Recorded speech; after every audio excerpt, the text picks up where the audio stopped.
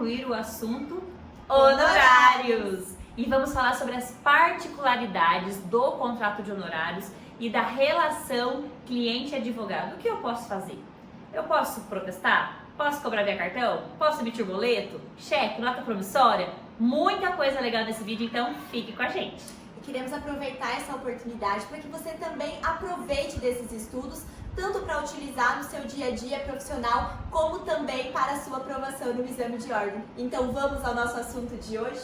Então, falando ainda sobre honorários advocatícios, muitas pessoas se perguntam, nossa, mas parece que existe uma forma diferenciada para os honorários. E existe sim, e hoje a gente vai explicar um pouco sobre isso para vocês.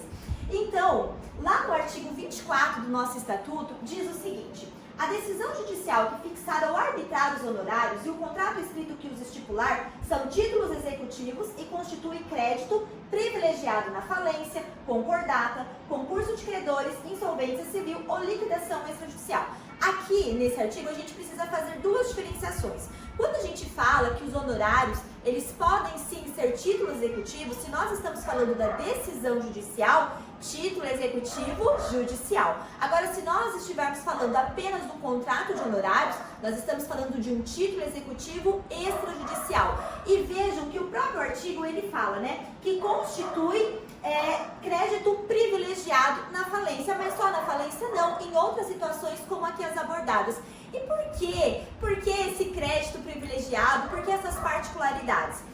Até no artigo 85 do Código de Processo Civil e na súmula vinculante 47 do STF e outros entendimentos também jurisprudenciais, já ficou configurado que a natureza dos honorários advocatícios é verba alimentar. Então, se nós estamos diante de outras situações a ser recebidas e honorários advocatícios, isso vai ter prioridade. Então, existe também essa equiparação entre os honorários advocatícios e também os créditos trabalhistas, que a gente sabe que acaba tendo uma prioridade em detrimento de outras situações.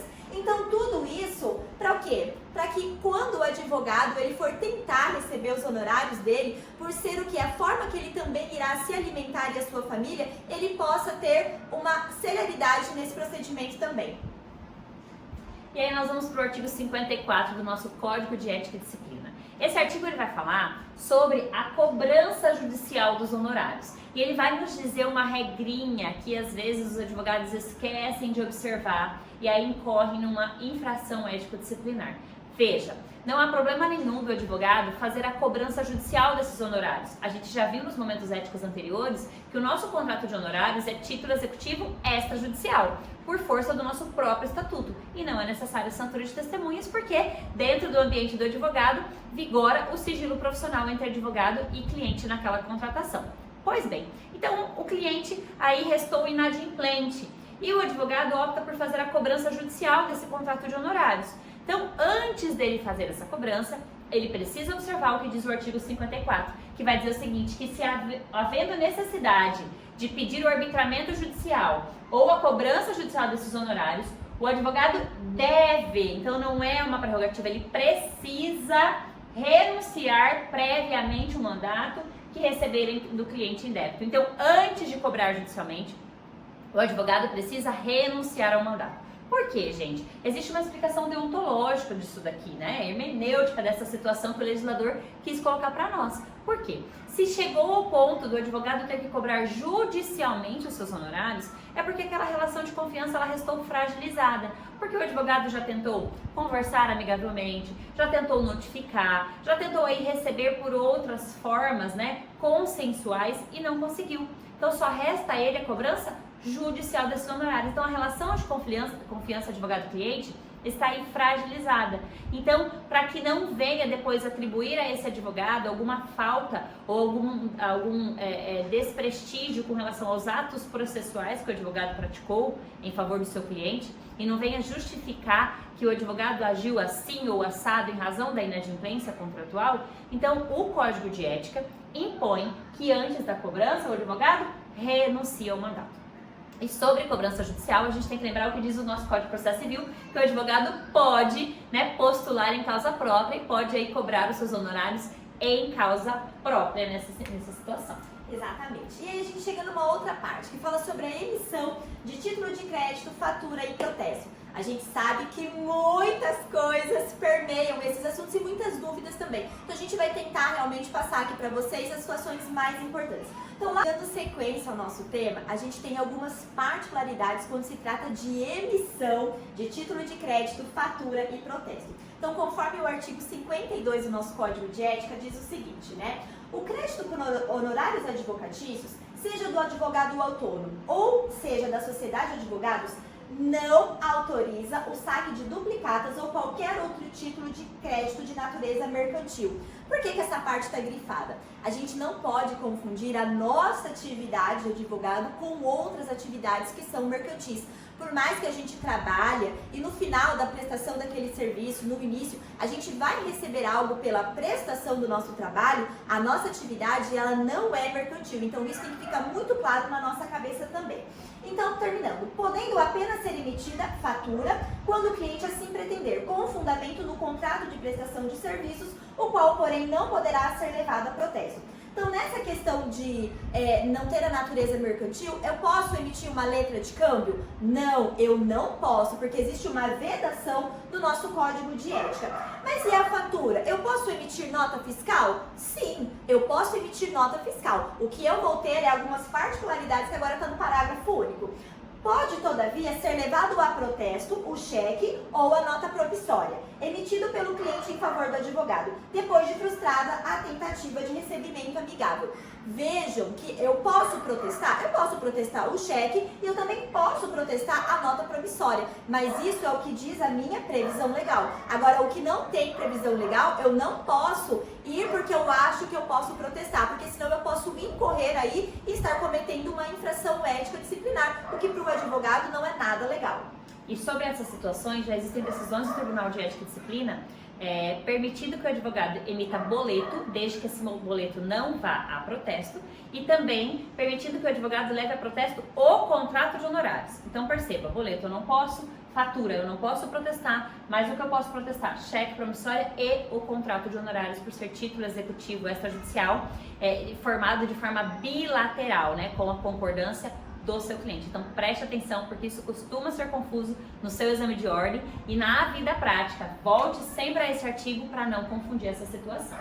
Então o que vai dizer o nosso artigo 53, que é a cereja do bolo, que nasceu esse artigo com o nosso novo Código de Ética e Disciplina, editado ali em 2015. Então esse artigo vai dizer que eu advogado, posso me utilizar para cobrança dos meus honorários da maquininha de cartão de crédito. Então vai dizer o seguinte, é lícito ao advogado ou à sociedade de advogados, para o recebimento dos honorários, empregar sistema de cartão de crédito mediante credenciamento a uma empresa operadora do ramo. Mas aí o parágrafo único vai nos dizer algumas regrinhas sobre o cartão de crédito. Eventuais ajustes entre a empresa operadora e o advogado, que implique aí em pagamento antecipado, não vão afetar a responsabilidade do advogado perante o cliente, em caso de rescisão do contrato de prestação de serviços, devendo ser observadas hipóteses, né, quanto a essa situação. Então, se o advogado quiser fazer o resgate antecipado das parcelas futuras, né, da máquina de cartão, os custos disso pertencem ao advogado. E em caso de rescisão antecipada entre ele e o cliente, então é necessário que haja aí uma previsão e que o advogado, caso ele tenha recebido antecipadamente da máquina da empresa, da fatura de cartão, ele precisa ressarcir esse cliente e os custos dessa operação antecipada, eventuais juros, porcentagens, de obrigatoriedade do advogado suportar, porque o cliente não tem culpa e não vai pagar por uma fatura que o advogado decidiu receber de forma antecipada. Então preste atenção nesse parágrafo único.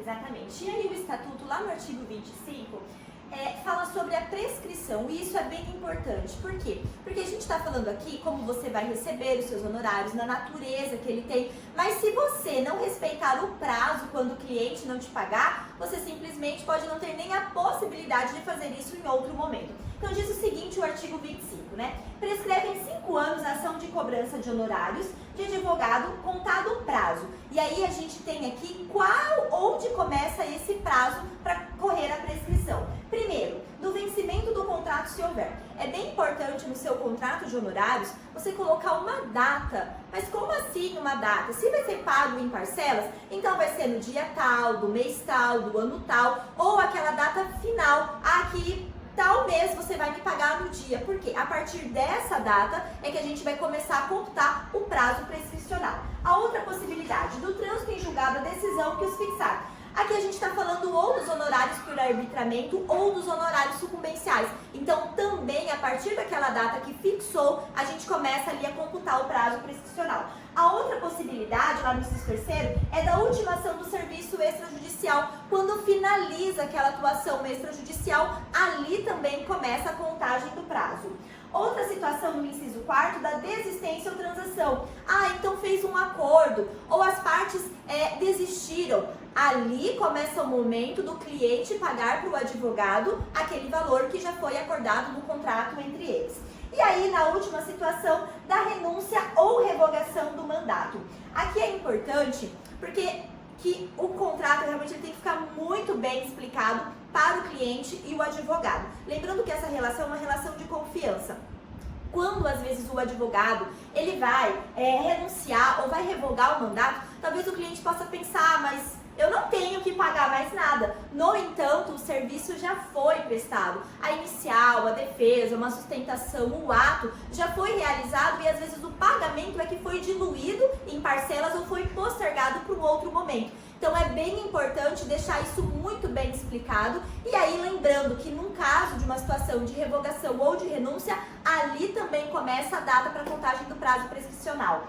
E se tem prazo para o advogado cobrar os honorários do cliente, também tem prazo para o cliente exigir aí essa prestação de contas de eventuais valores que o advogado possa ter recebido em nome do cliente. Então, em algumas situações, o advogado coloca lá na procuração que ele pode dar quitação e receber valores do cliente, seja valores do acordo, das parcelas, enfim, da condenação judicial aí em favor do seu cliente. E aí, nessas situações, o advogado recebe os valores e repassa a parte do cliente para o cliente, né, ficando aí com a parte negociada dos seus honorários.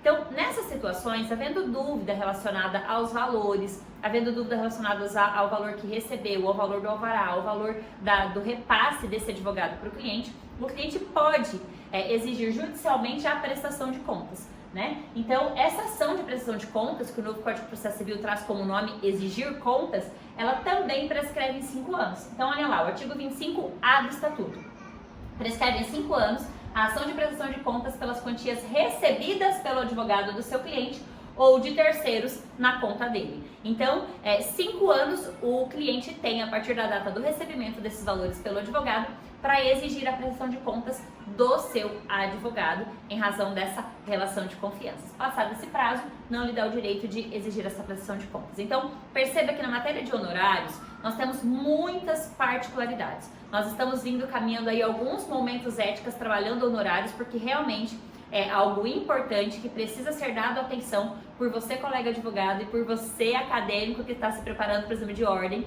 porque existem muitas nuances. Então preste atenção nas perguntas do seu exame de ordem e preste atenção nos detalhes. A sua questão vai te trazer detalhes, que os detalhes é o que matam a charada da questão da sua prova. Esperamos que vocês tenham gostado de mais esse Momento Ética e quinta-feira voltamos com mais assuntos interessantes sobre o nosso Estatuto, Código de Ética e o nosso regulamento. Advogadas do Futuro, vem com a gente!